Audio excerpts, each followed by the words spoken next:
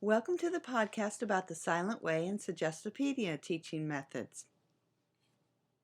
The Silent Way is an approach to language teaching designed to enable students to become independent, autonomous, and responsible learners.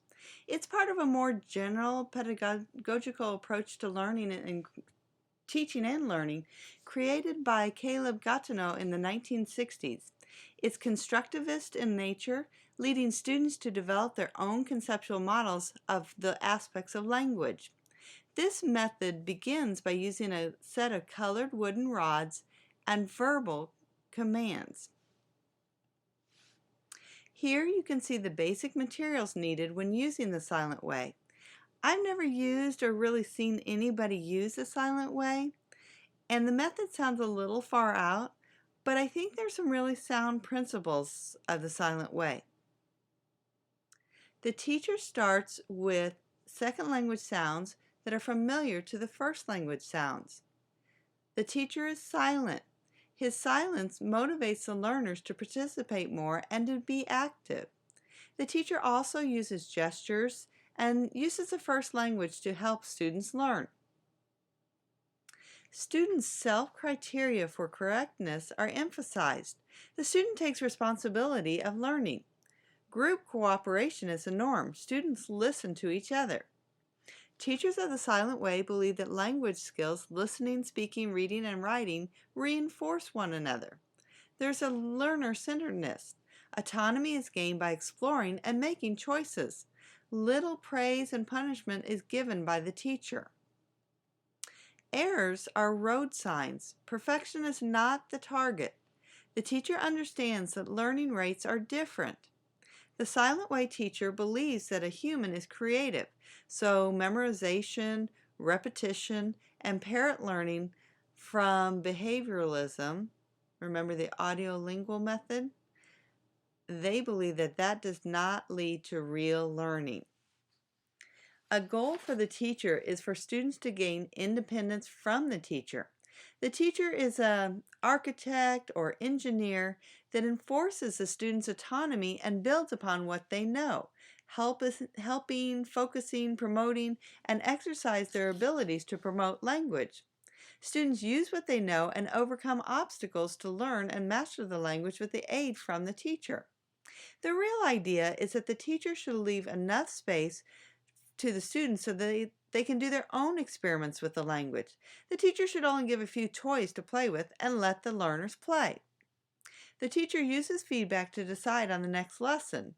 Structures are not necessarily presented in a linear way, but according to what the teacher determines students' needs are. No homework is assigned. It is thought that during sleep, learning still occurs. Here's an example of a color-coded chart. The underlined sounds in the word each have a color assigned to them. For example, in the word eat, the EA is underlined. The E sound is represented by the red rod. In the word put, the U is underlined and corresponds to the brown rod. Therefore, whenever you see a brown rod, you would say the sound, oo. Find the word she on the chart. What color represents the sh sound? Did you find the blue rod? Now we're ready for the next chart. You see the words written in the different colors? Each color corresponds to a different sound. If you'd like to, pause the podcast and look back at the last page for the different sounds and color combinations. That's your quick introduction to the Silent Way. Let's move on to Suggestopedia. It's sometimes called Desuggestopedia, as in our text, because it helps students eliminate the feeling that they cannot be successful or the negative association that they may have towards studying, and thus help them overcome the barriers to learning. For those of you who need to take the ESOL praxis, you will see it as Suggestopedia. Suggestopedia was developed by Georgie Lozanoff in the 1970s. It's based on the idea that people, as they get older, inhibit their learning to conform to social norms. We fear that we'll be unable to perform, that we will be limited in our ability to learn, and that we will fail. In order to reactivate the capabilities they used as children, teachers have to use the power of suggestion. A big idea in Suggestopedia is that people should be able to learn a lot more when the right conditions for learning are present. Music is central to this approach. Musical background leads to a relaxed body and an alert mind. Here are some of the characteristics of Suggestopedia. First, you must think about the classroom setup. The challenge for the teacher is to create a classroom environment which is bright and cheerful. Materials are hung on the walls to take advantage of peripheral learning based upon what we perceive much more in our environment than that to which we consciously attend. It's claimed that by putting posters containing grammatical information about the target language on the walls, students will absorb the necessary facts effortlessly. It's a teacher's responsibility to orchestrate the suggestive factors in the learning situation, thereby helping students break down the barriers to learning that they bring with them. Teachers can do this through direct and indirect means. To break down inhibitions, students create a new identity or role, a new name and an occupation in the target language. During the course, they add to their identities biographies. At the beginning levels, errors are not corrected immediately, but communication is the goal. Immediate correction may destroy the relaxed atmosphere in classes. Finally, Baroque music is played.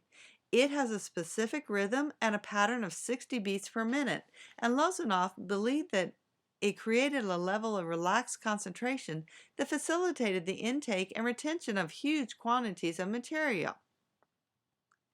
Suggestopedia adopts a carefully structured approach using 4 main stages.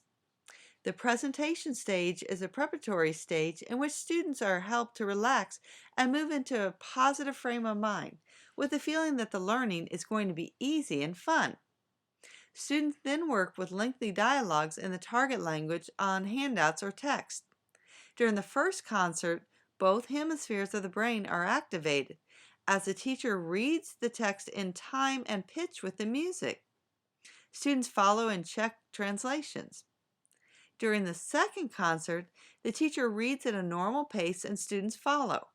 For homework, students read it right before bed and then right upon waking. Finally, during practice, students engage in dramas, games, puzzles, songs, and question-answer exercises to review and consolidate the learning. The teacher should act as a real partner to the students, participating in the activities and games and songs naturally. Let's recap important features of Suggestopedia. Negative barriers are fear of bad performance, limited ability to learn, and failure, so our full mental powers are not revealed. Learning is facilitated in comfort. The teacher desuggests the barriers, and that second language learning is fun. Errors are tolerated and corrected indirectly later, making sure that a very gentle voice is used. Fine arts play an important role in desuggestopedia or Suggestopedia. Drama and fantasy reduce the barriers in learning. The language message is at the conscious level. Music is at the subconscious level. They go together. Students also learn peripherally. Decoration of the environment is so important. Vocabulary and speaking are emphasized. Grammar is explicit and minimal. Students focus on using the language, not on the form. They learn to speak, read, and write in the target language. I hope this PowerPoint gives you a little better understanding of the silent way in Suggestopedia. For more information, please read your text. Have a great week, and thanks once again for listening.